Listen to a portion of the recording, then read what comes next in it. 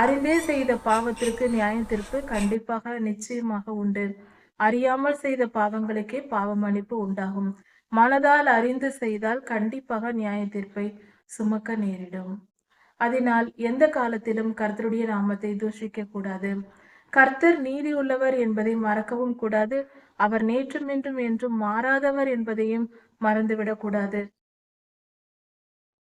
நம்முடைய பிதாவாகிய தேவனுடைய அன்பும் ஆண்டவராகிய இயேசு கிறிஸ்துவின் கிருபையும் சமாதானமும் உங்கள் அனைவரோடும் கூட என்றென்றைக்கும் இருப்பதாக. தலைப்பு: நான் உன்னை விட்டு விலகுவதும் இல்லை, உன்னை கைவிடுவதும் இல்லை. லேவியராகமம் 24 வேத பகுதியில் கர்த்தர் பல காரியங்களை நமக்கு கொடுத்திருக்கிறார். ஆசரிப்பு கூடாரத்தை குறித்து. ஆசரிப்பு கூடாரத்தில் குத்து விளக்கு இருக்கும். பரிசுத்த ஸ்தலத்தில் அந்த குத்து விளக்கில் இடித்து பிழிந்த ஒலிவ எண்ணெயை இஸ்ரவேல் ஜனங்கள் கொண்டு வந்து தர வேண்டும். அதை ஆசாரியர்கள் இரவு முழுவதும் எண்ணெய் ஊற்றி குத்து விளக்கு எப்பொழுதும் எரிந்து கொண்டிருக்கும்படி எரிய வைக்க வேண்டும். அதை காவல் காத்து பொறுப்பாக அந்த காரியத்தை செய்ய வேண்டும் லேவியர்கள். இப்படி என்று கர்த்தர் கட்டளை கொடுத்தார். இது கர்த்தர் கொடுத்த கட்டளை. இரவு முழுவதும் தேவாலயத்தில் வெளிச்சம் இருக்கும்படியாக குத்து விளக்கு எரிய வைக்கப்பட வேண்டும்.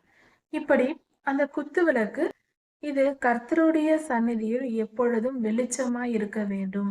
கர்த்தர் வெளிச்சத்தை விரும்புகிறவர், இருளை விரும்பாதவர் என்பதை இதிலிருந்து நாம் தெரிந்து கொள்ளலாம்.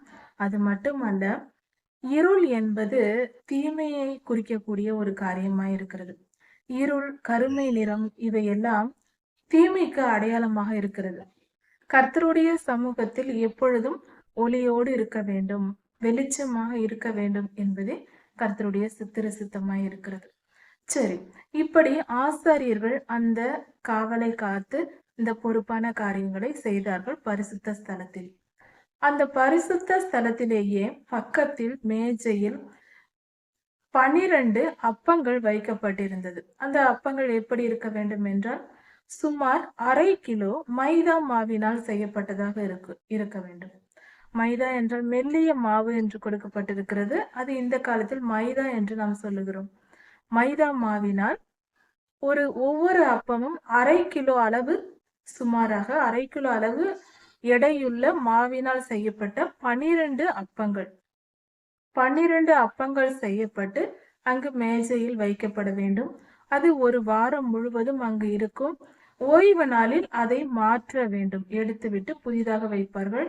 அந்த அப்பத்தை ஆசாரியர்கள் பரிசுத்த ஸ்தலத்திலேயே பரிசுத்தமாய் அதை பூசிப்பார்கள். இப்படி கர்த்தர் கட்டளை கொடுத்திருந்தார். இப்படி இஸ்ரவேலரின் வனாந்திர பயணத்தில் தான் இவையெல்லாம் கற்பிக்கப்படுகிறது, சொல்லப்படுகிறது.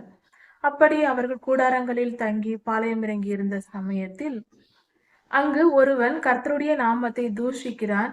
அவனுக்கு என்ன தண்டனை கொடுக்க வேண்டும் என்பதை தெரியாமல் அவனை பிடித்து வைத்திருக்கிறார்கள். அப்பொழுது கர்த்தரிடம் கேட்கும்போது கர்த்தர் சொல்லுகிறார், அவனை கல்லெறிந்து கொல்ல வேண்டும் என்று. கர்த்தருடைய நாமத்தை தூஷிக்கிறவனை கல்லெறிந்து கொல்ல வேண்டும் என்று கர்த்தர் சொல்லியிருக்கிறார். இது எப்படி என்றால், ஒரு காரியம் புரிந்து கொள்ள வேண்டும்.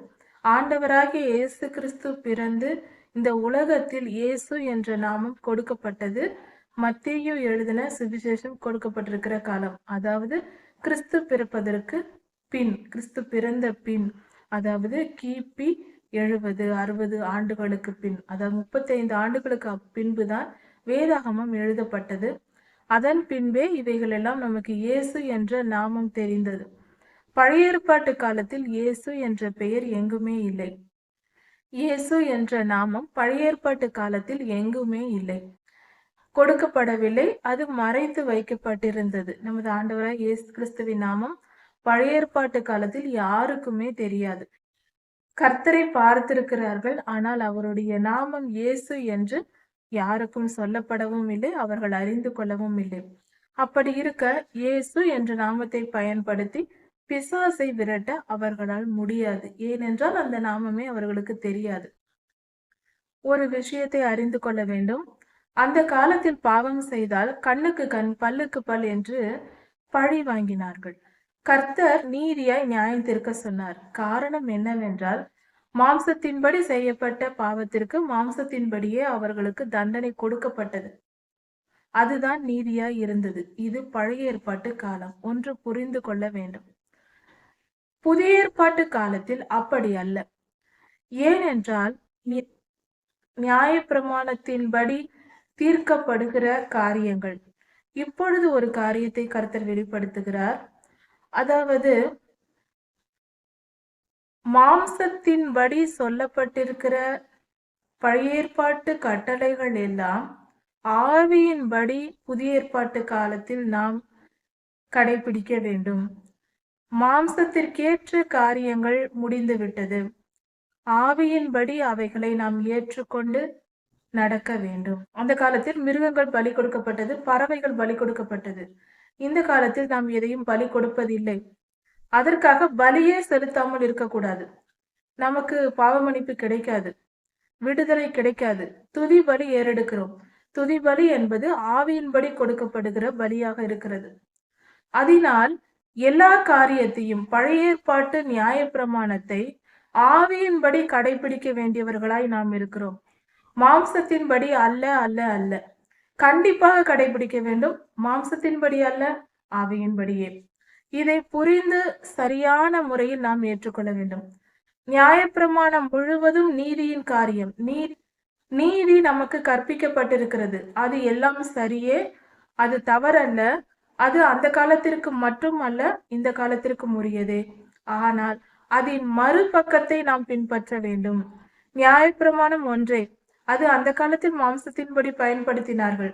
ஆண்டவராகிய இயேசு கிறிஸ்துவின் சிலுவை மரணத்தில் அவர் பலியாக ஒப்பு கொடுக்கப்பட்ட பின்பு மாம்சத்திற்கேற்ற காரியங்களை அவர் நிறைவேற்றி முடித்ததினால் ஆவியின்படி கடைபிடிக்க வேண்டியவர்களாய் நாம் இருக்கிறோம். நாம் கண்டிப்பாக ஆவியின்படி கடைபிடிக்கவே வேண்டும். பழைய ஏற்பாட்டு கட்டளைகள் அத்தனையையும், ஒரு வசனத்தையும் ஒரு வார்த்தையையும் விடாமல் நாம் கடைபிடிக்க வேண்டும். ஆனால் ஆவியின்படி. அப்படி என்றால் அதை புரிந்து கொண்டு அதன் சாராம்சத்தை மட்டும், அதன் கருத்தை மட்டும் ஏற்றுக்கொள்ள வேண்டும். கர்த்தருடைய 10 கட்டளைகளையும் நாம் ஆவியின்படி கடைபிடிக்க வேண்டும். 10 கட்டளைகள், பண்டிகைகள், பலி செலுத்தும் முறைமைகள், இவைகளை எல்லாம் நாம் ஆவியின்படி கடைபிடிக்க வேண்டும். நியாயப்பிரமாணம் நம்முடைய தேவனாகிய கர்த்தர் மோசே ஐயாவுக்கு கொடுத்து அவர் மூலமாய் இஸ்ரவேலருக்கு கொடுத்தார். இந்த முறைமைகள், நியாயப்பிரமாணம் மோசே ஐயா மூலமாக பிரசங்கிக்கப்பட்டது, இஸ்ரவேலருக்கு போதிக்கப்பட்டது. இவைகள் பழைய ஏற்பாட்டு காலத்தோடு முற்றுகை பெறுகிறது.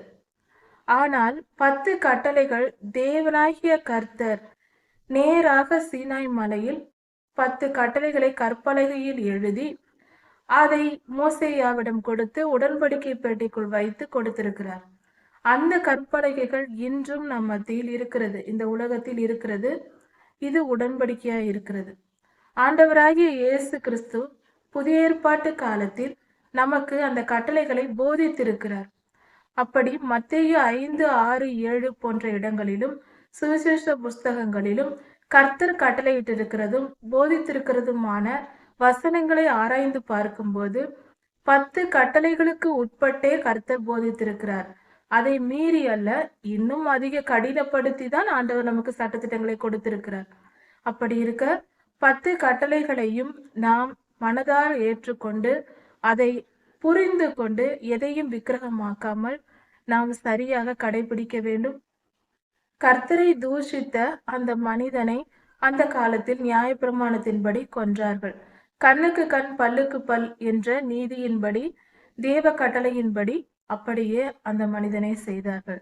இந்த காலத்தில் ஒரு மனிதன் அப்படி செய்தால், தேவ நாமத்தை தூஷித்தால், கர்த்தரை தூஷித்தால், அவனுக்கு எரிகிற நரகாக்கினை கண்டிப்பாக கிடைக்கும். ஆனாலும் அவன் மனம் திரும்பினால் ஆண்டவர் அவனை மன்னிப்பார். ஆண்டவராகிய இயேசு கிறிஸ்து அவனை மன்னிப்பார். ஆனால் எந்த காரியத்தை முன்னிட்டும் ஒரு மனிதன் கர்த்தரை தூஷித்தால் அதற்குரிய தண்டனையை நிச்சயம் அனுபவிக்க வேண்டி இருக்கும். அதில் எந்த மாற்று கருத்தும் இல்லை. கர்த்தரே அந்த மனிதனை நியாயம் தீர்ப்பார்.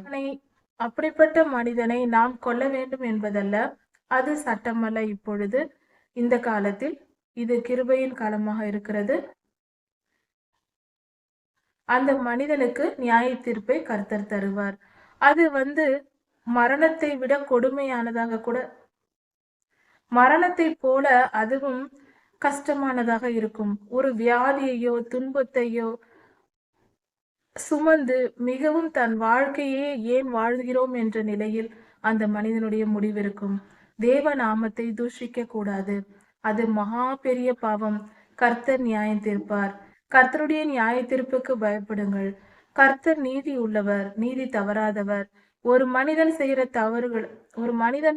செய்கிற தவறுகளை அவர் மன்னிப்பார். மனம் திரும்பும் போது, மன்னிப்பு கேட்கும் போது மன்னிப்பார். ஆனால் அதே சமயத்தில் அவனுக்குரிய அந்த செயல்களுக்குரிய நியாய தீர்ப்பையும் அந்த மனிதன் சுமக்க வேண்டி இருக்கும்.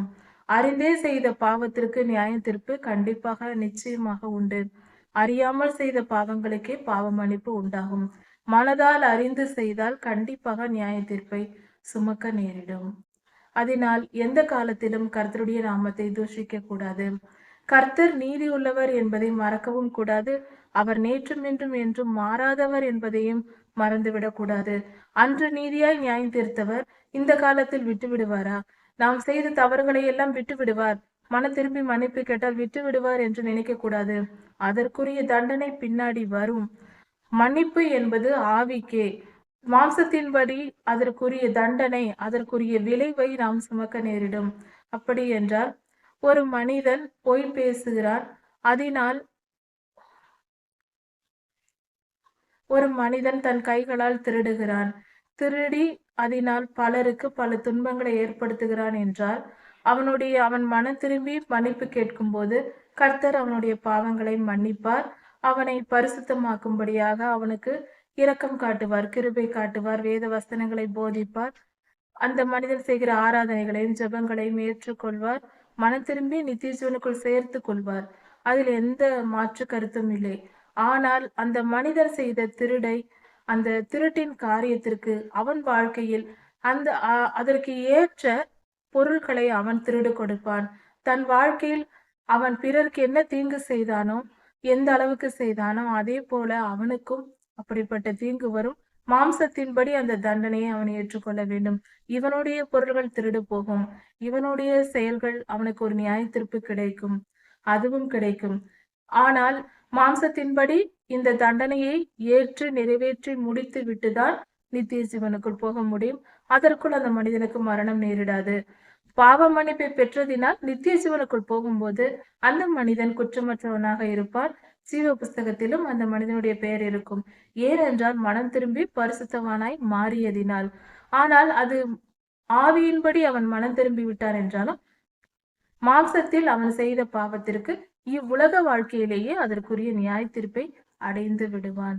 அப்பொழுதுதான் பரிசுத்தமாக்கப்பட்டு ஆவி, ஆத்துமா, சரீரம் மூன்றும் பரிசுத்தமாக பரலோகத்திற்கு போக முடியும். அங்கு சென்று கர்த்தர் அந்த மனிதனுக்கு ஆசீர்வாதத்தை தர முடியும்.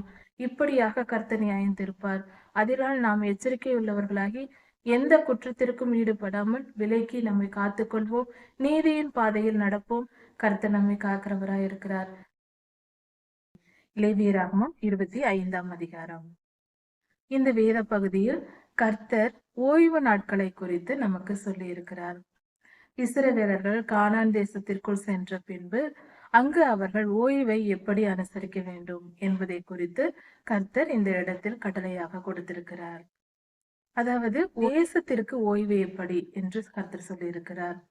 6 வருடங்கள் விவசாய வேலைகள் எல்லாவற்றையும் செய்து அதன் பலனை நாம் அறுவடை செய்யலாம். 7ஆம் வருடம் அதை ஓய்வாக விட்டுவிட வேண்டும், நிலத்திற்கு ஓய்வு தர வேண்டும் என்று கர்த்தர் சொல்லியிருக்கிறார்.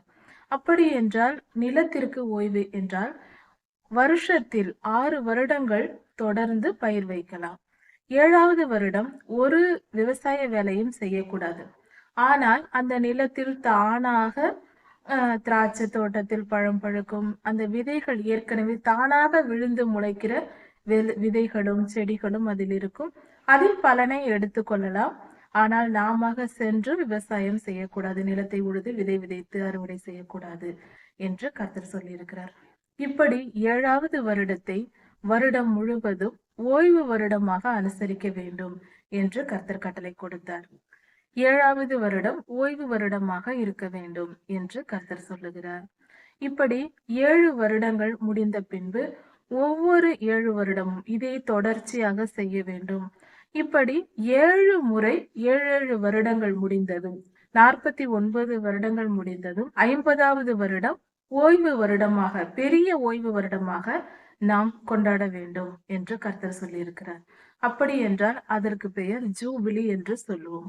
அதாவது எபிரேய மொழியில் யூபலி என்று சொல்லப்படுகிறது. இன்றும் கூட சில்வர் ஜூபிலி, கோல்டன் ஜூபிலி என்று நாம் கொண்டாடுகிறோம். இது எங்கிருந்து வந்தது என்றால் இது கர்த்தர் கொடுத்த கட்டளையா இருக்கிறது. இஸ்ரவேலருக்கு கர்த்தர் கொடுத்த கட்டளை 50வது வருடம் ஜூபிலியாக நீங்கள் கொண்டாட வேண்டும். அந்த வருடம் ஓய்வு வருடமாக இருக்க வேண்டும், பெரிய ஓய்வு வருடமாக இருக்க வேண்டும். அது மிகவும் சந்தோஷத்திற்குரிய ஒரு கால அளவாக இருக்கிறது என்று கர்த்தர் சொல்லியிருக்கு. மிகவும் சந்தோஷத்திற்குரிய வருடமாக அந்த வருடம் இருக்கும். நீங்கள் அதை கொண்டாட வேண்டும் என்று கர்த்தர் சொன்னார். நீங்கள் அதை கொண்டாட வேண்டும் என்று கர்த்தர் கூறியிருக்கிறார். இப்படி ஜூபிலி என்ற பழக்கத்தை கர்த்தரே இதை சொல்லி இருக்கிறார். இதில் ஒரு ஆழமான சத்தியம் இருக்கிறது. கர்த்தர் ஒரு கால அளவை கொடுக்கும் போது அது ஒரு யூனிட் என்று சொல்லலாம். 50 வருடங்கள், 7 வருடங்கள் ஒரு சிறிய யூனிட் என்றும் 50 வருடங்கள் ஒரு பெரிய யூனிட் என்றும் சொல்லப்படுகிறது. அது போல கர்த்தர் கொடுத்திருக்கிறார். இதில் ஆழமான சத்தியங்கள், ஏதாவது காரணங்கள் இருக்கலாம். இப்படியாக நாம் அந்த ஜூபிலி வருடத்தை கொண்டாட வேண்டும். இந்த காலத்தில் அந்த ஓய்வு 7வது ஓய்வு வருடத்திலும் ஜூபிலி வருடத்திலும் எப்படி ஓய்வை அனுசரிக்க வேண்டும் என்று கர்த்தர் கட்டளை கொடுத்திருக்கிறார். 7வது ஓய்வு வருடத்திலும் ஜூபிலி வருடத்திலும் ஓய்வை அனுசரிக்கும் போது எப்படி நிலத்தில் நாம் ஓய்வை அனுசரிக்க வேண்டும் என்றால், தானாய் விளைந்த பயிர் வகைகளை புசிக்கலாம், திராட்சை தோட்டத்தை கிளை கழிக்க கூடாது, பழங்களை பறித்து தானாய் விளைவதை பறித்து சாப்பிடலாம், அதை எடுத்துக்கொள்ளலாம். இப்படியாக ஓய்வை அனுசரிக்க வேண்டும். ஆனால் விவசாய வேலைகள் எதுவும் நாம் செய்யக்கூடாது. இப்படியாக இருக்க வேண்டும். அப்படி எடுப்பதில் நாமும் நம் வீட்டில் தங்கி இருக்கிற அந்நியர்களும் வேலைக்காரர்களும் எல்லோரும் புசிக்கலாம் என்று கர்த்தர் சொல்லி இருக்கிறார்.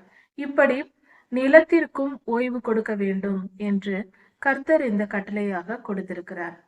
இந்த ஓய்வு என்பது கர்த்தருடைய கட்டளைகளை நாம் கை கொள்வதற்கு ஒரு அடையாளமாக, வெளிப்படையான ஒரு அடையாளமாக தான் கர்த்தர் இதை கொடுத்திருக்கிறார். கர்த்தரிடத்தில் நாம் அன்பு கூர்ந்து அவரை நாம் நேசிக்கிறோமா என்பதை இதன் மூலம் வெளிப்படும். அதாவது இந்த வருடம் 6 வருடம் பயிர் செய்கிறோம், 7வது வருடம் கர்த்தர் கட்டளை கொடுத்திருக்கிறார், அதை ஓய்வு கொடுக்க வேண்டும், நாம் விவசாய வேலை செய்யக்கூடாது, ஓய்ந்திருக்க வேண்டும், நம்முடைய சொந்த ஊர்களுக்கு சென்று காணியாட்சிக்கு சென்று அங்கு சந்தோஷமா இருக்க வேண்டும் என்றெல்லாம் கர்த்தர் கட்டளை கொடுத்திருக்கிறார்.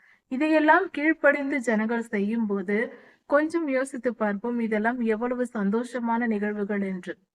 6 வருடம் விவசாய வேலை செய்தவர்கள் 7வது வருடம் இந்த வருடம் ஓய்வு வருடம் என்று சொன்னால் எவ்வளவு சந்தோஷமாக கொண்டாடுவார்கள்.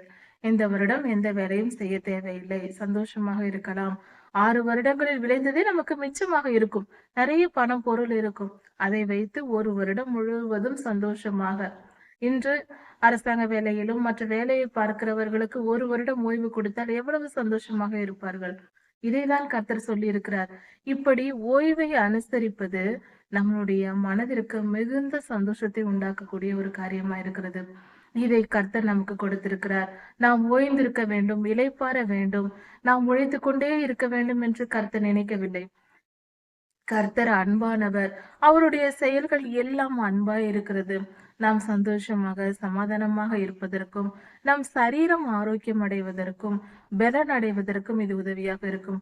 வருடம் முழுவதும் 6 வருடங்கள் தொடர்ச்சியாக விவசாய வேலை செய்து கொண்டிருப்பவர்கள் ஒரு வருடம் ஓய்ந்திருந்தால், அதுவும் இந்த ஓய்வு கட்டளை முதலாளிகளுக்கு மட்டுமல்ல, நிலத்தின் சொந்தக்காரர்களுக்கு மட்டுமல்ல, நிலத்தின் அந்த காலத்தில் பெரிய பணக்காரர்கள் நிலத்தை வைத்திருப்பார்கள். அவர்கள் வீட்டில் வேலைக்காரர்களாகவும் அந்நியர்களாகவும் அவர்களிடத்தில் தங்கி வேலை செய்கிற வேலையாட்களும் கூடவே இருப்பார்கள். பண்ணை ஆட்கள் என்று சொல்வார்கள். எல்லோருக்கும் ஓய்வு கொடுக்க வேண்டும் என்று கர்த்தர் சொல்லியிருக்கிறார். நிலத்தின் சொந்தக்காரருக்கு மட்டுமல்ல, நிலத்திற்கு மட்டுமல்ல, அந்நியர்களுக்கும், கர்த்தரை அறியாதவர்களுக்கும், கர்த்தரை ஏற்றுக்கொள்ளாமல் நம் வீட்டில் வேலை செய்கிறவர்களுக்கும் அந்த ஓய்வை கொடுக்க வேண்டும் என்று கர்த்தர் சொல்லி இருக்கிறார். எவ்வளவு நல்ல தகப்பன்! விவசாய வேலைகள் 7ஆம் வருடம் யாருமே செய்யக்கூடாது என்று எவ்வளவு நல்ல தகப்பனா இருக்கிறார். இப்படி நாம் ஓய்ந்திருக்க வேண்டும். இந்த ஓய்வு கட்டளையை நாம் கடைபிடிக்கும் போது கர்த்தருடைய பார்வையில் அது பிரியமா இருக்கிறது. கர்த்தர் பார்ப்பார், என் பிள்ளைகள் எனக்கு கீழ்ப்படிந்து எவ்வளவாய் அவர்கள் கீழ்ப்படிந்து நடக்கிறார்கள் என்பதை பார்ப்பார். இதற்காக தான் அந்த ஓய்வு கட்டளை கொடுக்கப்பட்டது. நாம் இளைப்பாறுவதற்கும் கர்த்தருக்கு கீழ்ப்படிதலை கற்றுக்கொண்டு அது எப்பொழுதும் நம் நினைவில் இருக்கும்படியாகவும் தான் இந்த கட்டளைகளை கர்த்தர் கொடுத்தார்.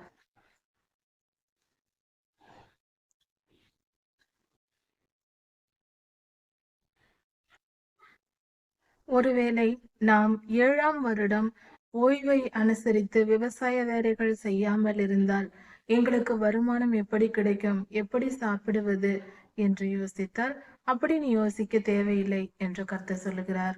6ஆம் வருடத்தில் 7ஆம் வருடத்திற்கும் 8ஆம் வருடம் விவசாயம் செய்த பின்பு அது அறுவடையாகும் வரைக்கும் சாப்பிடுவதற்கு தேவையான ஆசீர்வாதத்தை 6ஆம் வருடத்திலேயே உங்களுக்கு நான் தருவேன், அதை அதிகமாக உங்களுக்கு கொடுப்பேன் என்று கர்த்தர் இஸ்ரவேல் ஜனங்களுக்கு சொன்னார். இப்படி இஸ்ரவேலர் எல்லா விதத்திலும் கர்த்தரால் ஆசீர்வதிக்கப்பட்டிருந்தார்கள். கர்த்தர் அவர்களிடம் எதிர்பார்த்தது கீழ்ப்படிதலை மட்டுமே, வேறு எந்த காரியத்தையும் அல்ல. நீங்கள் எனக்கு கீழ்ப்படிந்திருந்தால் என் செல்ல பிள்ளையாக இருப்பீர்கள் என்று இஸ்ரவேல் புத்திரரிடத்திற்கு கர்த்தர் சொல்லி இருக்கிறார். அவர் அப்படியாக அவர்களை நேசித்தார். இஸ்ரவேலர்கள் என்பவர்கள் இன்றும் கர்த்தருடைய பிள்ளைகள் எல்லோரும் இஸ்ரவேலர்களாக இருக்கிறோம். நாமும் கர்த்தருக்கு கீழ்ப்படிந்து நடக்கும் போது நாமும் இப்படிப்பட்ட ஆசீர்வாதத்தை பெற்றுக்கொள்ளலாம். நாம் நம்மையே நோக்கி கொண்டிருக்க கூடாது. நம்முடைய பலன், நம்முடைய காரியங்கள், என்னுடைய சொந்த இந்த வேலை, பணம் போன்ற பொருட்கள் மீது மனதை நாட்டம் வைக்காமல் கர்த்தரை நம்பி இருந்தால் எல்லா காரியங்களும் நன்மையாக முடியும். எல்லாம் நன்மையாகவே நடக்கும். எந்த குறையும் நமக்கு வராது. கர்த்தரை நாம் விசுவாசிக்க வேண்டும் என்பதே அவருடைய எதிர்பார்ப்பு. அவரை விசுவாசித்து நம் வாழ்க்கையை அவரிடத்தில் ஒப்பு கொடுக்கும் போது அவர் அருமையாக நம் வாழ்க்கையை ஆளுகை செய்வார். எல்லா நல்ல வழிகளிலும் நம்மை நடத்துவார். எல்லா நன்மையான ஆசீர்வாதங்களையும் நமக்கு தருவார். அவர் கர்த்தருக்கு கீழ்ப்படிந்து நடக்க வேண்டும் என்பதை அவர் நம்மிடத்தில் எதிர்பார்க்கிறார். விசுவாசத்தோடு கீழ்ப்படிந்திருந்தால் போதுமானது. அதை தவிர கர்த்தர் வேறு என்னத்தை கேட்டார்? ஒழுக்கத்தையும் கற்பு நெறியுள்ள வாழ்க்கையும் தவிர. நான் உங்களை பத்திரமாக கர்த்தர் நான் பார்த்து கொள்கிறேன் என்று சொல்லுகிறார். இப்படி கர்த்தர் நம்மை பாதுகாக்கிற தேவனாய் இருக்கிறார். விஷயத்தில் நீதி நேர்மையோடு நாம் நடக்க வேண்டும். கொடுக்கல் வாங்கலில் நாம் ஏழைகளுக்கு உதவ வேண்டும். நம்முடைய சொந்த ஜனத்தாரிடத்தில் வட்டி வாங்கக்கூடாது. அப்படி என்றால் கர்த்தருடைய பிள்ளைகள் ஒருவருக்கொருவர் வட்டி கொடுக்க கூடாது. வட்டிக்கு பணம் கொடுக்க கூடாது. வட்டி வாங்கக்கூடாது. அது பாவமா இருக்கிறது. கர்த்தருடைய பிள்ளைகள் கர்த்தருக்கு சொந்தமானவர்கள். அவர்களை நாம் அடிமைகளாக்க கூடாது. ஒரு கர்த்தருடைய பிள்ளையை இன்னொருவர் அடிமையாக்க கூடாது. சுதந்திரமாக விட வேண்டும். இஸ்ரவேலர்கள் அந்த காலத்தில் மிகவும் யாராவது ஒரு குடும்பத்தில் ஒருவர் ஏழையாக்கப்பட்டால் அவனோட அந்த மனிதனுடைய சகோதரன் அவரை பாதுகாக்க வேண்டும். அந்த ஏழ்மையாக்கப்பட்ட மனிதனை பாதுகாத்து தன்னுடன் வைத்திருந்து யூபிலி வருஷம் வரைக்கும் வைத்து போஷித்து பின்பு அவர்களை விடுதலையாக்க வேண்டும் என்று கர்த்தர் சொல்லியிருக்கிறார். அடிமையாக எப்பொழுதும் நடத்தக்கூடாது. அன்போடும் கனிவோடும் நம்மிடத்தில் இருக்கிற வேலையாட்களை நடத்த வேண்டும் என்றே கர்த்தர் போதித்திருக்கிறார். இப்படி வாழ்க்கை முறைகளை கர்த்தர் எல்லா காரியங்களையும் இப்படி சொல்லியிருக்கிறார். இது இந்த காலத்திலும் நம்மிடத்தில் கீழே வேலை செய்கிற நம்முடைய வேலையாட்களாக இருக்கலாம், நம் வீட்டில் இருக்கிற பிள்ளைகளாக இருக்கலாம். அவர்களை நாம் கடினமாக நடத்தக்கூடாது. அவர்களை நாம் நல்லபடியாக பார்த்து கொள்ள வேண்டும். கர்த்தருடைய பிள்ளைகள் கர்த்தருக்கு சொந்தமானவர்கள். அப்படி இருக்க இன்னொரு மனிதன் அவர்களை ஆளுகை செய்யக்கூடாது. இதையே கர்த்தர் விரும்புகிறார். இப்படிப்பட்ட காரியங்களில் நாம் கர்த்தருக்கு கீழ்ப்படிந்து நடக்கும்போது கர்த்தருக்கு பிரியமானவர்களாக இருப்போம். அதே போல 6ஆம் வருடத்தில் கர்த்தர் அதிகமான பலனை கொடுப்பேன் என்று சொல்லி இருக்கிறார். 7ஆம் வருடம் ஓய்வு வருடமாக இருக்கும்போது விதைக்காமலும் அறுக்காமலும் இருப்போம். அப்பொழுது நமக்கு பற்றாக்குறை வந்துவிடக் கூடாது. பணக்குறைவு, கஷ்டப்பட்டு விடக்கூடாது, ஏழ்மைக்கு சென்று விடக்கூடாது என்பதற்காக 6ஆம் வருடத்திலே நிறைவான பலனை தருவேன் என்று கர்த்தர் சொல்லியிருக்கிறார். அப்படி அவர் கொடுப்பதின் காரணம், அவர் நமக்கு கட்டளை கொடுத்திருக்கிறார் 7ஆம் நாளில் ஓய்ந்திருக்க வேண்டும் என்று. அப்படி அந்த வார்த்தையை, கர்த்தருடைய கட்டளையை நாம் கீழ்ப்படிந்து நடக்கும் போது இந்த இடத்தில் இந்த ஒரு காரியத்தை ஆழமாக கவனிக்க வேண்டும். கர்த்தருக்கு கீழ்ப்படியும் போதுதான் நாம் கர்த்தருடைய ஆசீர்வாதத்தை பெற முடியும். நம் இஷ்டத்திற்கு நாம் வாழ்ந்து கொண்டு, எனக்கு எது பிடிக்கும், நான் எதை விரும்புகிறோனோ அதை முடிவெடுத்து கொண்டு வாழ்ந்து கொண்டு கர்த்தரினை ஆசீர்வதிக்கவில்லை என்று குறை சொல்லக்கூடாது, குற்றப்படுத்தக்கூடாது. கர்த்தர் நம்மை ஆசீர்வதிக்க வேண்டும் என்றால் அவர் காட்டுகிற வழியில் சரியான பாதையில் போக வேண்டும். நம் வாழ்க்கையில் தவறான முடிவுகளை எடுத்துக்கொண்டு தவறான பாதையில் சென்று கொண்டு கர்த்தர் என்னை ஆசீர்வதிக்கவில்லை என்று நாம் சொல்லக்கூடாது. இதை நாம் தெளிவாக புரிந்து கொள்ள வேண்டும். தேவ சித்தத்தின்படி, அவருடைய கட்டளைகளின்படி நடந்து, அப்படி நாம் நடக்கும் போது நம்முடைய வழிகளில் ஒரு குறைவும் வராது. கர்த்தருடைய ஆசீர்வாதம் நிலைத்திருக்கும். கர்த்தர் தொடர்ந்து நம்மை ஆசீர்வதிப்பார். இப்படியாக நாம் கர்த்தருக்கு கீழ்ப்படியும் போது அவருடைய ஆசீர்வாதங்களை பெற்றுக்கொள்வோம். அப்படி கர்த்தருடைய கட்டளை என்ன, அவருடைய சித்தம் என்ன என்பதை நாம் தெரிந்து கொள்ள வேண்டும். முதலில் அதை தெரிந்து கொள்ள என்ன செய்வது? கர்த்தர் சொல்லியிருக்கிறார், நான் உன்னை விட்டு விலகுவதும் இல்லை, உன்னை கைவிடுவதும் இல்லை என்று. அப்படி என்றால் கர்த்தர் நம்முடன் கூட இருந்து நம்மை விட்டு விலகாமலும் நம்மை விட்டு கைவிடாமலும் நம்முடனே இருந்து வழிநடத்துகிற தெய்வமாய் இருக்கிறார். அவரிடம் கேட்டு பெற்றுக்கொள்ள வேண்டும். எந்த காரியத்தை நாம் என்ன செய்ய வேண்டும் என்பதை ஜெபித்து வேதம் வாசிக்கும் போது வசனங்கள் மூலமாக கர்த்தர் நம்மிடம் பேசுவார். நீ இந்த காரியத்தை செய், நீ இதை செய்யாதே என்று நமக்கு போதிப்பார். அப்படி கர்த்தர் சொல்லும் போது அந்த காரியத்தை நாம் கேட்டு நடக்கும் போது நமக்கு மேலும் மேலும் ஆசீர்வாதம் பெருகும். கர்த்தருடைய கிருபையை பெற்றுக்கொள்ள முடியும். அதை விட்டு நாம் நம் இஷ்டத்திற்கு வாழக்கூடாது, நம்முடைய காரியங்களை நாமே முடிவு செய்யக்கூடாது. இப்படியாக நாம் கர்த்தருடைய வேதத்தை தினமும் தியானித்து தொடர்ந்து ஆதியாகமம் முதல் வெளிப்படுத்தல் வரை வரிசையாக தொடர்ந்து வாசித்துக் கொண்டே இருக்க வேண்டும். ஒவ்வொரு நாளும் வாசிக்க வேண்டும். ஒரு வருடத்தில் ஒரு முறையாவது வேதத்தை முழுவதும் வாசிக்க வேண்டும். அல்லது கொஞ்ச காலம் அதிகமானாலும் பரவாயில்லை. அப்படி செய்யும் போது கர்த்தர் நம்மை ஆசீர்வதிப்பது நிச்சயம். அவருடைய கட்டளைகளையும் அவருடைய வழிகளையும் நாம் அறிந்து கொள்வோம் சுலபமாக. அதனால் நாம் அவருடைய வழியில் நடப்பதும் சுலபமாகிவிடும். தேவபலம் நமக்கு கிடைக்கும். அதனால் ஆசீர்வாதமாக நம்முடைய குடும்பம் இருக்கும், நம்முடைய வாழ்க்கை இருக்கும். இப்படியாக கர்த்தருக்கு கீழ்ப்படிந்து அவர் கட்டளைகளை கை கொண்டு வாழ்ந்து கர்த்தருக்கு பிரியமானவர்களாக நித்திய ஜீவனை சுதந்திரித்துக் கொள்வோம். இந்த வேத பகுதியில் கர்த்தர் நம் வாழ்க்கை முறையில் கவனிக்க வேண்டிய மிக மிக முக்கியமான ஒரு காரியத்தை குறித்து சொல்லியிருக்கிறார். இது பொதுவாக இப்படிப்பட்ட ஒரு காரியம் இருப்பது பலர் கவனிப்பதில்லை வேதத்தை வாசித்தாலும். இந்த வேத பகுதியை நாம் தியானிக்கும் போது நம் வாழ்க்கையில் பற்றாக்குறைகள், கஷ்டங்கள் ஏன் வருகிறது என்பதை குறித்து இந்த அதிகாரத்தில் மிக மிக தெளிவாக சொல்லப்பட்டிருக்கிறது. இதில் என்ன கூறப்பட்டிருக்கிறது என்றால், நம் வாழ்க்கையில் நாம் எதை முதலிடமாக வைத்திருக்கிறோம் என்பதை குறித்து கர்த்தர் பேசியிருக்கிறார். நம் வாழ்க்கையில் நாம் முதலிடமாக எதை வைத்திருக்கிறோம், அதை பொறுத்துதான் நம் வாழ்க்கை இருக்கிறது. நாம் எப்பொழுதும் கர்த்தரை முதலிடமாக, ஒவ்வொரு மனிதனும் கர்த்தரை முதலிடமாக கொண்டால் அந்த மனிதனுக்கு எப்படிப்பட்ட ஆசீர்வாதங்கள் கிடைக்கும். ஒவ்வொரு மனிதனும் கர்த்தரை தவிர வேறு விஷயங்களுக்கு நாம் முதலிடத்தை கொடுத்தால் அப்படி ஒரு வாழ்க்கை எப்படி இருக்கும், அப்படி செய்கிறவர்களுடைய வாழ்க்கை எப்படி இருக்கும் என்பதை குறித்து மிக தெளிவாக கர்த்தர் சொல்லி இருக்கிறார். சரி, இதை குறித்து சற்று ஆராய்ந்து பார்ப்போம். நம் வாழ்க்கையில் ஒரு உதாரணத்திற்கு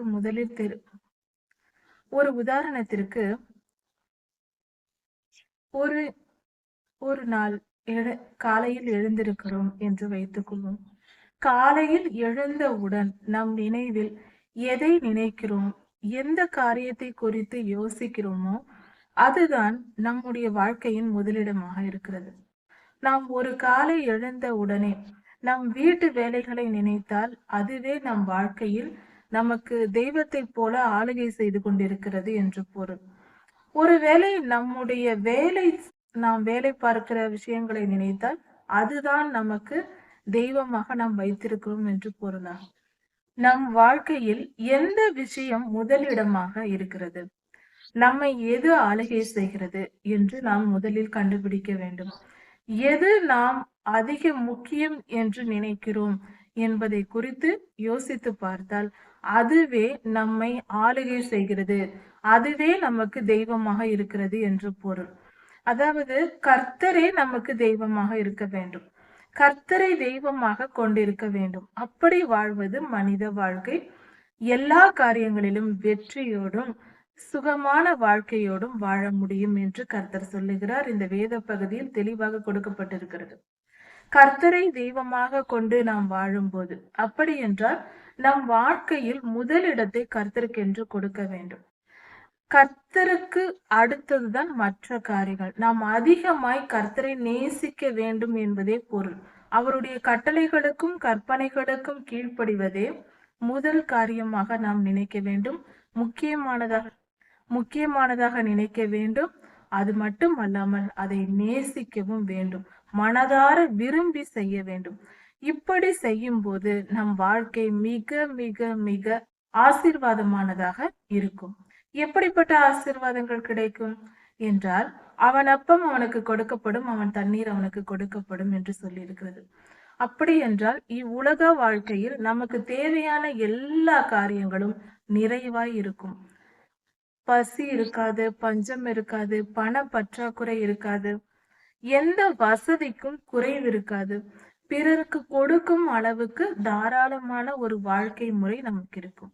இப்படிப்பட்ட ஒரு நிலை நமக்கு இருக்கும். கர்த்தரை முதலிடமாக, முக்கியமானவராக, அன்பு கூறுகிறவராக நாம் அன்பு கூர்ந்தால் அவரை முதலிடமாக வைத்து நாம் அன்பு செலுத்த வேண்டும்.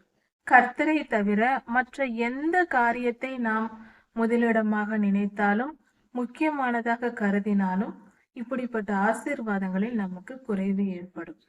அதே போல கர்த்தரை தவிர நம்முடைய பிள்ளைகளை அதிகமாக நேசிப்பதோ, நம் பெற்றோர்களை அதிகமாக நேசிப்பது, மற்ற மனிதர்களை அதிகமாய் நாம் நேசிப்பதும் மிக மிக தவறு. அதை கர்த்தர் விரும்ப மாட்டார். அது நமக்கு ஒரு தெய்வத்தை போல மாறிவிடும். அந்த மனிதர்கள், நாம் யாரை அதிகமாய் நேசிக்கிறோமோ அவர்கள் சொல்வதையெல்லாம் கேட்போம், கர்த்தருடைய வார்த்தையை மீறி நடப்போம். அப்படி கர்த்தருடைய வார்த்தையை மீற பண்ணுகிற எந்த காரியமும் தெய்வமாக நமக்கு குறுக்கே வருகிறது என்று பொருள். அப்படி என்றால் அது பொல்லாத சாத்தானின் செயலாய் இருக்கிறது, அது கர்த்தருடைய செயல் அல்ல. அன்பு கூறுவது என்பது உன்னை நேசிப்பதை போல பிறரை நேசி என்று கர்த்தர் சொல்லி இருக்கிறார். எல்லா மனிதர்களிடமும், நம் உறவினர்கள், நம் வீட்டார் மட்டுமல்ல, எல்லா மனிதர்களிடமும் அன்பாக இருக்க வேண்டும். அந்த அன்பு என்பது எல்லோரிடத்திலும் சமமாக இருக்க வேண்டும். ஒரு மனிதரை மட்டும் அதிகமாக நேசித்து மற்றவர்களிடத்தில் அன்பு காட்டாமல் இருப்பது அது தவறு. எல்லோரிடத்திலும் ஒரே விதமான அன்பை காட்ட வேண்டும் என்பதை கர்த்தர் நமக்கு சொல்லி இருக்கிற கட்டளையா இருக்கிறது. அதிகமாய் நாம் ஒருவரிடத்தில் அன்பு காட்டக்கூடாது. உன்னை நேசிப்பதை போல பிறரை நேசி. நாம் எந்த அளவுக்கு நம்மை நேசிக்கிறோமோ அந்த அளவுக்கு மற்றவர்களை நேசிக்க வேண்டும். அப்படி என்றால் அந்த அன்பின் அளவு சமமானதாக இருக்கிறது. கர்த்தரையே நாம் அதிகமாய் நேசிக்க வேண்டும். உயர்ந்தபட்ச அன்பை கர்த்தரிடத்தில் காட்ட வேண்டும். மிக முக்கியமானவராக நம் வாழ்க்கையில் அவர்தான் இருக்க வேண்டும். மிக மிக உயர்ந்தவராக நம் வாழ்க்கையில் அவராக இருக்க வேண்டும். அதுதான் மனித வாழ்க்கையில் சரியான வாழ்க்கை முறை. நாம் படைக்கப்பட்டதின் நோக்கம். கர்த்தர் ஒரு திட்டத்தோடு மனிதனை படைத்தார். அப்படி பார்க்கும்போது ஒரு திட்டம் என்பது அவருடையது. இந்த உலகம், வானமண்டலம், இந்த பூமி, சூரியன், சந்திரன், கிரகங்கள் எல்லாமே அவருடைய திட்டம், ஒரு பிளான், அவருடைய ஒரு ப்ராஜெக்டாக இருக்கிறது. அதில் எல்லாவற்றையும் படைத்து மனிதனையும் படைத்திருக்கிறார்.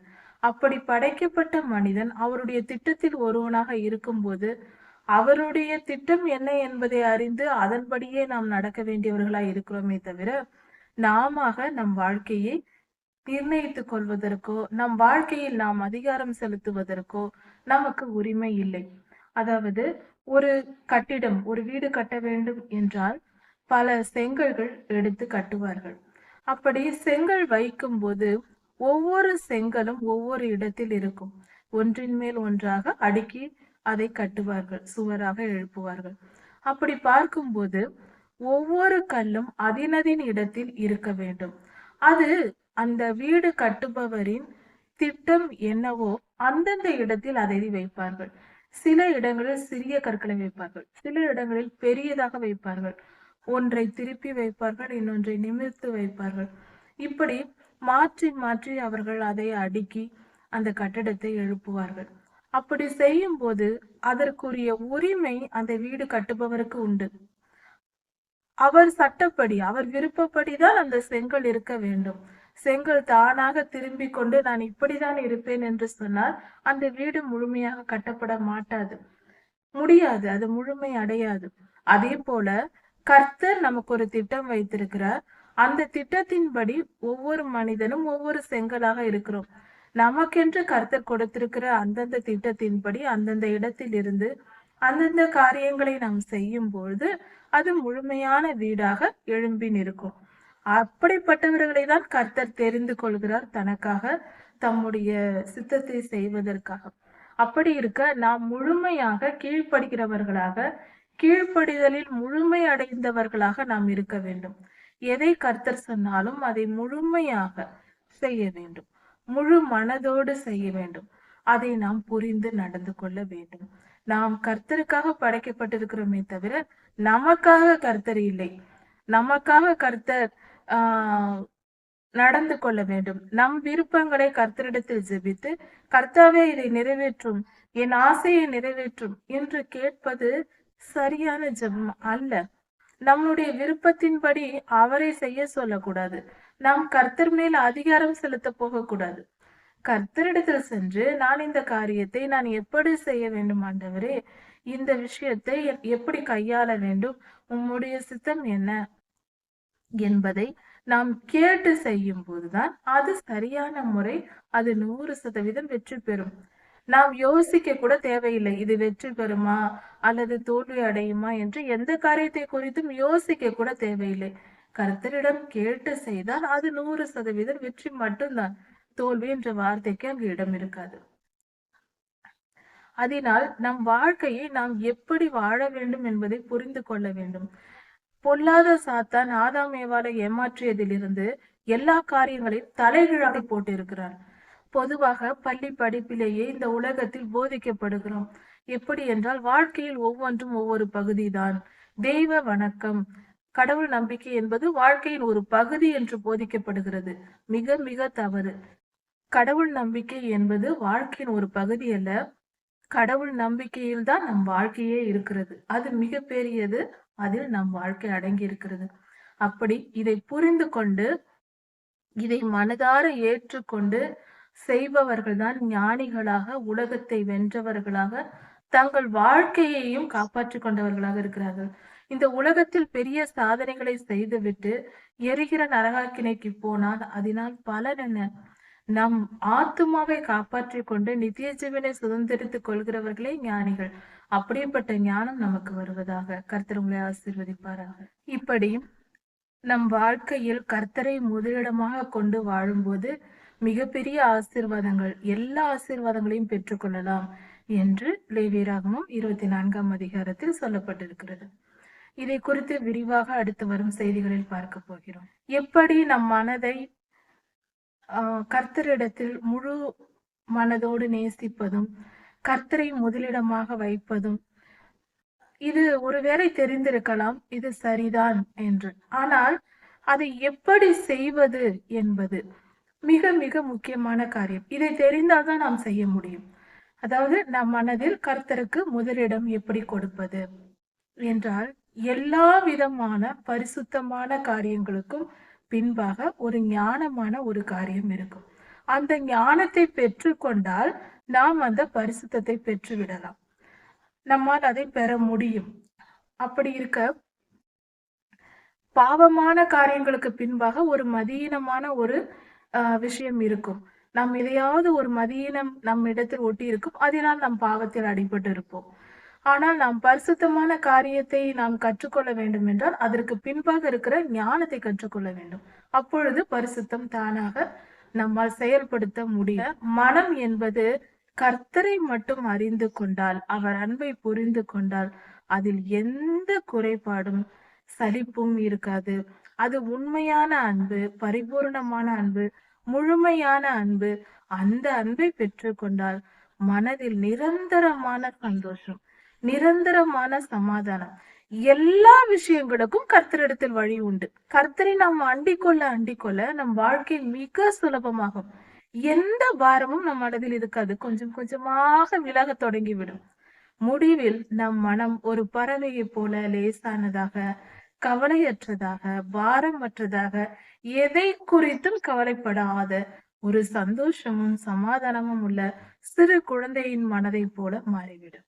இப்படிப்பட்ட புரிதல், இப்படிப்பட்ட ஒரு தெளிவான ஞானமான ஒரு வாழ்க்கை வேண்டும் என்றால் அதற்கு நாம் கர்த்தரை பற்றி அறிந்து கொள்ள வேண்டும். அதற்கு என்ன செய்வது? கர்த்தரை அறிந்து கொள்ள வேண்டும் என்றால் கர்த்தரை அறிந்து கொண்டால் முழு அன்பை செலுத்துவோம். முழு அன்பை செலுத்தும் போது, முதலிடமாக அவரை வைக்கும் போது நமக்கு எல்லா ஆசீர்வாதங்களும் வந்து சேரும். உண்மையான ஆசீர்வாதமான வாழ்க்கை பெற வேண்டும் என்றால் வேதத்தை தியானிக்க வேண்டும். வேத வசனங்களை படிப்பதன் மூலமாக, வேத வசனம் படிப்பதும் ஜெபிப்பதும் இரண்டும் ஒன்றுதான் வேண்டும்.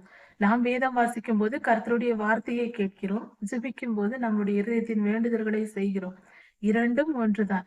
இரண்டையும் நாம் செய்யும் போது என்ன நடக்கும் என்றால் நாம் மறுரூபமாவோம். சரியான ஒரு இடத்தில் கர்த்தர் நம்மை வைப்பார். நம் இருதயம் சரியாக திருப்பப்படும். கப்பல் செல்லும் போது அந்த ஆங்கர் சரியாக திசை காட்டும். அந்த திசையில் செலுத்தி கொண்டு போவார். நம் இருதயத்தை சரியான இடத்தில் ஆண்டவர் திருப்பி வைக்கும் போது நம் வாழ்க்கை சீரானதாக, சமாதானம் உள்ளதாக மாறிவிடும். அதற்கு தேவை வேத வாசிப்பும் ஜெபமும் தான். அதை செய்வோம். லேவியராகமம் 26ஆம் அதிகாரம் 3ஆம் வசனம் முதல் 13ஆம் வசனம் வரை. இந்த வேத பகுதியில் நாம் கர்த்தருக்கு கீழ்ப்படிந்து நடக்கும் போது என்னவெல்லாம் நடக்கும், நமக்கு என்ன வாழ்க்கையில் ஆசீர்வாதம் கிடைக்கும் என்பதை குறித்து விவரமாக நமக்கு சொல்லப்பட்டிருக்கிறது. கிடைக்கும் என்றால் கர்த்தர் நமக்கு ஏற்ற காலத்தில் மழையை தருவார். சரியான நேரத்தில் மழை பெய்வது என்பது விவசாயத்தில் மிகப்பெரிய ஆசீர்வாதத்தை தரும். அது காலம் தவறி கிடைத்தால் மழை பெய்தாலும் பிரயோஜனமற்றதாக இருக்கும். அதாவது விவசாய வேலைகளுக்கு ஒரு செடி பயிராகி விளைந்து வர வேண்டும் என்றால் மழை மிக மிக முக்கியமான காரியம். மழை அப்படி பெய்ய வேண்டும் என்றால் அது சரியான காலத்திலும் பெய்ய வேண்டும். மழையும் பெய்ய வேண்டும், சரியான அளவு, அதனுடைய காலம் எல்லாம் சரியாக இருக்க வேண்டும். அறுவடை நேரத்தில் மழை பெய்தால் அது ஆபத்தாக முடியும், பயிர்கள் அழிந்து போகும். விதை விதைத்த பின்பு மழை பெய்தால் அது செடி நன்றாக வளர உதவும். அதுபோல கர்த்தர் ஏற்ற காலத்தில் மழை பெய்ய பண்ணுவேன் என்று சொல்லுகிறார். அதனால் நாம் அதிக செழிப்பை பெறுவோம். கர்த்தருக்கு கீழ்ப்படிந்து நடக்கும் போது மழை நன்றாக பெய்யும், ஏற்ற காலத்தில் மழை உண்டாகும். அது நமக்கு ஆசீர்வாதமாக இருக்கும், மிக மிக ஆசீர்வாதமாக இருக்கும். அது நிறைவான பலனை நமக்கு கொடுக்கும். அது மட்டுமல்லாமல் மரங்களும் தங்கள் பலன்களை கொடுக்கும். நாம் வைத்திருக்கிற சரியான நேரத்தில் பூத்து காய்த்து அதன் பலனை நமக்கு தரும். இதனால் வருமானம் அதிகமாக இருக்கும், செழிப்பான வாழ்க்கை நமக்கு கிடைக்கும். குறைவுகள், பற்றாக்குறைகள், பசி, பட்னி இப்படிப்பட்ட வார்த்தைகள் நமக்கு நினைவில் கூட இருக்காது. அப்படி கர்த்தர் நம்மை ஆசீர்வதிப்பேன் என்று சொல்லுகிறார், கர்த்தருக்கு கீழ்ப்படிந்து நடக்கும் போது. இந்த காலத்தில் இதை சொல்ல வேண்டும் என்றால் பண பற்றாக்குறை இருக்காது. நிறைவான ஆசீர்வாதமான வாழ்க்கை நமக்கு தருவார். தாராளமான பணம், நமக்கு தேவையான பொருட்களை எல்லாம் வாங்கும்படியாக, நாம் பிறருக்கு உதவும்படியாக கூட நம்மளுடைய வாழ்க்கை நிறைவாய் இருக்கும். அப்படிப்பட்ட ஆசீர்வாதத்தை கர்த்தர் தருவேன் என்று சொல்லுகிறார். அப்படி கர்த்தருக்கு கீழ்ப்படிந்து நடக்கும் போது நம்மிடத்தில் இருக்கிற நிலங்கள் தொடர் விளைச்சலை கொடுக்கும். தொடர்ந்து விளைச்சல் கொடுத்து கொண்டே இருக்கும். ஒரு பயிர் நமக்கு விளைச்சல் கொடுத்து அது அறுவடை முடியும் போது அடுத்த பயிர் விளைச்சலை கொடுக்கும். இப்படி தொடர்ச்சியாக ஏதாவது ஒரு வருமானம் நமக்கு வந்து கொண்டே இருக்கும். பண வரவு தொடர்ந்து வந்து கொண்டே இருக்கும். ஒரு வகையில், இரண்டு வகையில் அல்ல, ஒரு சம்பளம் மட்டும் அல்ல, ஒரு வருமானம் மட்டும் அல்ல. ஒரு புறம் நிலத்தில் விவசாயத்திலிருந்து பலன் கிடைக்கும், மரத்தில் இருந்து ஒரு பணத்தொகை கிடைக்கும், வேலைக்கு செல்லும் போது வேலையில் இருக்கிற சம்பளம் கிடைக்கும். இப்படி பலவிதமான தொழில்களும் பலவிதமான வருமானமும் நம் வாழ்க்கையில் இருக்கும். தொடர் விளைச்சல், தொடர் ஆசீர்வாதம், பண ஆசீர்வாதத்தால் நாம் நிரம்பி இருப்போம். இன்றும் கூட நாம் எவ்வளவோ பேர் நாம் நினைக்கிறோம் பண ஆசீர்வாதம் வேண்டும், பற்றாக்குறை இருக்கிறது வாழ்க்கையில் என்று. ஆனால் அதற்கு காரணம் என்னவென்றால் கர்த்தருக்கு கீழ்ப்படியாமையே. கர்த்தருக்கு கீழ்ப்படிந்தால் நமக்கு ஒரு பற்றாக்குறையும் பஞ்சமும் ஏற்படாது. சில இடங்களில் தண்ணீர் பற்றாக்குறை இருக்கும். அதற்கும் காரணம் கர்த்தருக்கு கீழ்ப்படியாமைதான். சில ஊர்களில் தண்ணீர் மிகவும் பஞ்சமாக இருக்கும். அதற்கு காரணமும் கர்த்தருடைய ஆசீர்வாதத்தை பெறாமல் இருப்பதற்கு காரணம் கர்த்தருக்கு கீழ்ப்படியாமைதான். கர்த்தருக்கு கோபமூட்டுகிற செயல்களால் நாம் இப்படிப்பட்ட தண்டனையை நாம் பெற்றுக்கொள்கிறோம். அதனால் எப்பொழுதும் கர்த்தருடைய கட்டளைகளின்படி நடந்து கர்த்தருக்கு கீழ்ப்படிந்து நாம் வாழும்போது கர்த்தர் நம்மை ஆசீர்வதிப்பார். அது நமக்கு ஒரு பற்றாக்குறையும் இல்லாத நிறைவான செழிப்பான வாழ்வு நமக்கு கிடைக்கும். இதையே கர்த்தர் இந்த வேத பகுதியில் நமக்கு சொல்லி இருக்கிறார். அடுத்தது, நம் வாழ்க்கையில் சமாதானம் இருக்கும். எப்பொழுதும் நாம் சமாதானமாக இருப்போம். நம்முடைய மனதின் சமாதானத்தை யாராலும் எடுத்து போட முடியாது. கர்த்தர் மிகுந்த சமாதானத்தை கொடுப்பார். கர்த்தருக்கு கீழ்ப்படிந்து நடக்கும்போது அவருடைய கட்டளைகளின்படி நாம் வாழ வேண்டும் என்று முடிவு செய்து வேத வசனத்தை தியானித்து ஜெபித்து நாம் தினமும் வாழும்போது நம் இருதயத்தில் சமாதானத்திற்கு குறைவு ஏற்படாது. எப்பொழுதும் நாம் சமாதானமாய் இருப்போம். நம்மிடத்தில் சமாதான குறைவு ஏற்கிறது என்றால் நம்மால் நிம்மதியாக இருக்க முடியவில்லை. யாரோ ஒருவர் கட்டாயப்படுத்துகிறார்கள், தொல்லைப்படுத்துகிறார்கள், நம்மை வேதனைப்படுத்துகிறார்கள், தொடர்ந்து நடந்து கொண்டே இருக்கிறது என்றால் நம்மிடத்தில் குறைவு உண்டு என்று பொருள். கர்த்தருக்கு நாம் கீழ்ப்படியாமல் இருந்தால் இப்படிப்பட்ட காரியங்கள் வரும். அதனால் நம்முடைய குற்றங்களை நாம் ஆராய்ந்து அறிந்து அதை எடுத்து போட்டு மனம் திரும்பி கர்த்தரிடத்தில் மன்னிப்பு கேட்டால் மன்னிப்பை பெறுவோம். இந்த துன்பமும் நம்மை விட்டு நீங்கி போகும். அதனால் கர்த்தருக்கு கீழ்ப்படிந்து கர்த்தருடைய கட்டளைகளை கை கொண்டு வாழ்வோம். அப்பொழுது ஆசீர்வாதத்தை பெற்றுக்கொள்வோம். எப்பொழுதும் நிரந்தரமான சமாதானம் நமக்குள் இருக்கும். நித்தியமான வாழ்வு, நித்திய ஜீவனில் வாழப்போகிற சமாதான வாழ்வு இப்பொழுதே நம் இருதயத்திற்கு இன்றே கிடைக்கும். அதற்கு தேவை கர்த்தருக்கு கீழ்ப்படிதலே. அதை கற்றுக்கொள்வோம். வேத வசனங்களை தினமும் தியானிப்போம். அப்பொழுது ஆசீர்வாதம் தானாக கிடைக்கும். அடுத்தது, துஷ்ட மிருகங்களின் ஆபத்து நேரிடாது. துஷ்ட மிருகங்கள் என்றால் பாம்பு, மற்ற சில விதமான மிருகங்களினால் தொல்லை ஏற்படும் மனித வாழ்க்கையில். எந்த மிருகத்தினாலும் நம் வாழ்க்கையில் தொல்லை இருக்காது. விவசாய நிலத்திலோ அல்லது நம் வீடுகளிலோ மிருகங்களின் தொல்லை நமக்கு இருக்காது. இப்படி கர்த்தர் எல்லாவற்றிலிருந்தும் நமக்கு ஆசீர்வாதத்தை தருவார். இது அன்று சொல்லப்பட்டதல்ல, இன்றும் இப்படியே கர்த்தர் நம்முடைய குடும்பங்களை, நம்முடைய வீடுகளை பாதுகாத்து வருகிறார். துஷ்ட மிருகங்களிடமிருந்து நம்மை பாதுகாக்கிறார். இது இன்றும் நடக்கிற காரியமா இருக்கிறது. இதற்கு பல சாட்சிகளும் உண்டு. அதனால் நாம் கர்த்தருக்கு பயந்து நடக்கும்போது மிருகங்களினால் வருகிற தொல்லைகளும் நமக்கு இருக்காது. அவைகளும் விலகி போகும். அதே போல சண்டைகள், சச்சரவுகள் இருக்காது. குடும்பத்தில் சண்டைகள், உறவினர்களுக்கிடையே அல்லது வேலை ஸ்தலங்களில் போன்ற சண்டைகள், பிரச்சனைகள் வருவதற்கு காரணம் கர்த்தருடைய கட்டளைகளை கீழ்ப்படியாமல் இருப்பதே. நாம் கர்த்தருக்கு கீழ்ப்படிந்து நடக்கும்போது சண்டைகள், பிரச்சனைகள் இவைகள் எல்லாம் நீங்கி சமாதானம் இருக்கும். சமாதான பிரபு நம்மோடு இருக்கும்போது சமாதானத்திற்கு குறைவு இருக்காது. பொல்லாத ஆவிகள் எப்பொழுதும் சமாதானத்தை கெடுக்கும். கர்த்தருடைய ஆவியானவரோ எப்பொழுதும் நமக்கு சமாதானத்தை கொடுக்கவே விரும்புவார். நாம் பரிசுத்த ஆவியை நேசிக்க வேண்டும். கர்த்தரை நேசித்து அவர் வழிகளில் நடக்கும்போது பரிசுத்த ஆவியானவர் நமக்குள் வாசமாய் இருப்பார். அதனால் சமாதான பிரபு நமக்குள் இருப்பதினால் நமக்கு ஒரு குறைவும் வராது. சமாதானம் நிம்மதியா இருக்கும். சண்டை சச்சரவுகள் நம் வாழ்க்கையில் இருக்காது. நமக்கு எதிராக நாம் நேர்மையாக நடந்தாலும் நமக்கு எதிராக சத்துரு வருவான். எல்லோர் வாழ்க்கையிலும் அது நடக்கும். அப்படி வரும்போது அப்படிப்பட்ட சத்துருக்களை நாம் துரத்துவோம். கர்த்தர் நம்மை வைத்தே அந்த சத்துருவை விரட்டுவார். பொல்லாத ஆவிகளால், அந்த ஆவிகள் பிடிக்கப்பட்ட மனிதர்களால் ஏற்படுகிற எல்லாவித துயரத்திற்கும் துன்பத்திற்கும் கொடுப்பதற்கு அவன் வருவான்.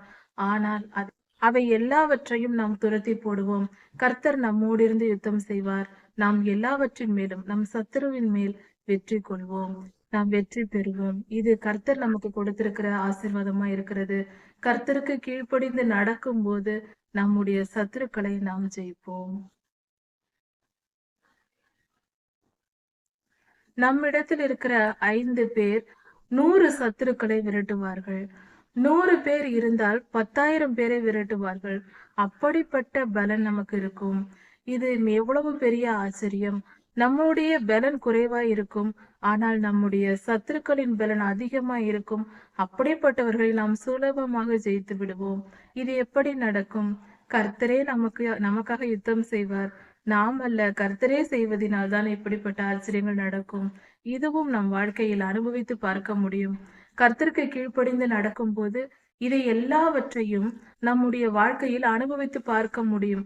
இன்றும் இது நடக்கிறது. இப்படியாக நம் வாழ்க்கையில் நடந்து கொண்டிருக்கிறது. யோசித்து கவனித்து பார்த்தால் தெரியும். நாம் கர்த்தருக்கு கீழ்ப்படிந்தால் இந்த வாழ்க்கையில் இந்த ஆசீர்வாதங்கள் எல்லாவற்றையும் நம்மால் கேட்பது மட்டுமல்ல, அனுபவித்தே பார்க்க முடியும். கர்த்தர் நம்மை பலுகி பெருக பண்ணுவார். நம்முடைய குடும்பங்கள் ஆசீர்வதிக்கப்படும். நம்முடைய பிள்ளைகள், நம்மளுடைய தலைமுறைகள் ஆசீர்வதிக்கப்படும். அது மட்டுமல்லாமல் நம்மோடு உடன்படிக்கையை நிலைநிறுத்துவேன் என்று சொல்லுகிறார். திடப்படுத்துவேன் என்று சொல்லுகிறார். கர்த்தர் நம்மோட உடன்படிக்கை செய்திருக்கிறார். அந்த உடன்படிக்கையை திடப்படுத்துவேன் என்று சொல்லியிருக்கிறார். நான் உன்னை விட்டு விலகுவதும் இல்லை, உன்னை கைவிடுவதும் இல்லை என்று அவர் நம்முடனே கூட இருந்து நம் மத்தியில் வந்து வாசமாய் இருப்பார். நான் உங்கள் தேவனாய் இருப்பேன், நீங்கள் என் ஜனமாய் இருப்பீர்கள் என்று சொல்லுகிறார். அப்படிப்பட்ட தேவன் நம்மோடு இருக்கிறார்.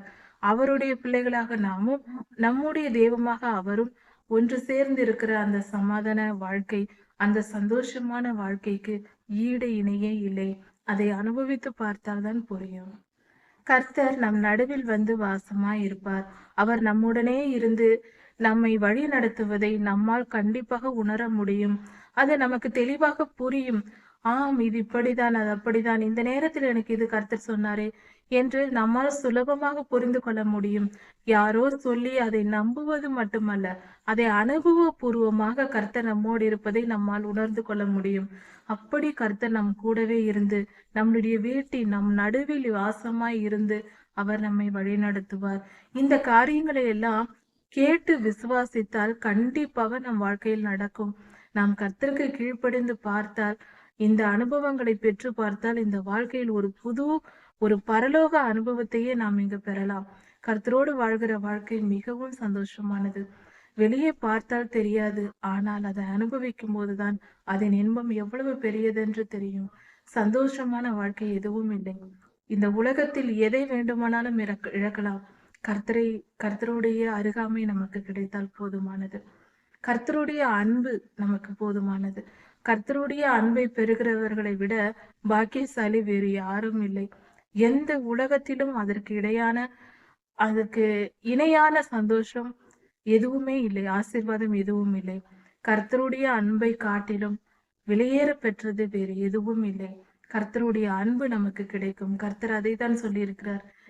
என்னை நேசித்து என் கட்டளைகளை கை கொண்டு நடப்பவர்களுக்கு நான் அவர்களை ஆசீர்வதிப்பேன். என் அன்பு அவர்களுக்கு இருக்கும். நான் அவர்களிடத்தில் அன்பாய் இருப்பேன். நான் அவர்களை வெறுக்க மாட்டேன், அருவருக்க மாட்டேன், ஆரோசிக்க மாட்டேன் என்று கர்த்தர் சொல்லுகிறார். எவ்வளவு பெரிய அன்பு! அப்படியானால் கர்த்தர் நம்மோடு அன்பாக இருப்பார். அவருடைய அன்பு நமக்கு கிடைக்கும். அதை காட்டிலும் வெளியேற பெற்றது என்ன இருக்க முடியும்? நம் ஜீவனை காட்டிலும் கர்த்தருடைய அன்பு பெரியது. கர்த்தருடைய அன்புக்காக நம் ஜீவனையும் விடலாம், தவறே இல்லை. ஜீவன் போனால் வந்துவிடும். ஆனால் கர்த்தருடைய அன்பு மகா பெரியது, அற்புதமானது, முக்கியமானது, மகத்துவமானது. அப்படிப்பட்ட தேவ அன்பை பெற்றுக்கொள்ள நாம் கர்த்தருக்கு கீழ்ப்படிவோம். அப்படி என்றால் என்ன செய்ய வேண்டும்? தினமும் வேதம் வாசிக்க வேண்டும். ஆதியாகமம் முதல் இன்றே தொடங்குவோம். ஆதியாகமம் முதல் வெளிப்படுத்தல் வரை, முதல் வசனத்திலிருந்து கடைசி வசனம் வரை தொடர்ச்சியாக படிக்க வேண்டும்.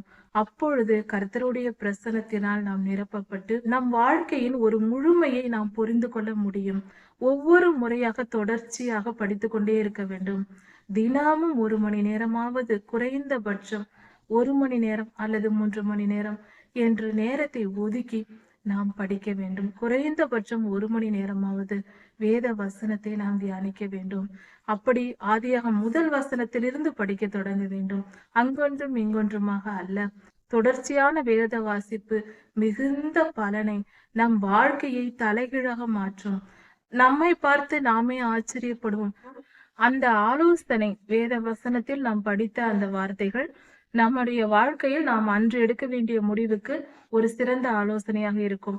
இப்படியாக கர்த்தர் நம் வாழ்க்கையில் வேத வசனங்களால் நம்மை வழி நடத்துவார். இதை அனுபவபூர்வமாக நாம் அனுபவிக்க முடியும். இப்படியாக கர்த்தருடைய ஆசீர்வாதத்தை பெற்றுக்கொள்வோம். அவர் கட்டளைகளையும் கற்பனைகளையும் கை கொள்வோம். அதாவது வேத வசனங்களை படித்து அதன்படி நாம் வாழ்க்கையை நடத்துவோம். நாம் கீழ்ப்படிந்து கர்த்தருக்கு கீழ்ப்படிவோம். கர்த்தருடைய ஆசீர்வாதங்கள் எல்லாவற்றையும் பெற்றுக்கொள்வோம். கர்த்தர் உங்களை ஆசீர்வதிப்பாராக. இதன் தொடர்ச்சியை அடுத்த செய்தியில் பார்க்கலாம். மாரநாதா.